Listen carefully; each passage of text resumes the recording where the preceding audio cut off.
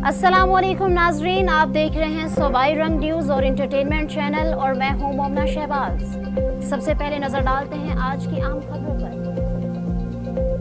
सरगोदा पटवार खानों में प्राइवेट मुंशियों का राज, हसास रिकॉर्ड प्राइवेट मुंशियों के हवाले। हाई कोर्ट के अहकामात की दीदा दिलेरी के साथ धज्जियां उड़ाई जाने लगी। गैर मुतल्लिका अफराद हसास रिकॉर्ड पर काबिज। तफसीलात के मुताबिक सरगोदा पटवार खानों में प्राइवेट मुंशियों का राज, हसास रिकॉर्ड मुंशियों पर गैर मुतल्लिका अफराद काबिज। हाई कोर्ट के अहकामात की दीदा दिलेरी से धज्जियां उड़ाई जाने लगी।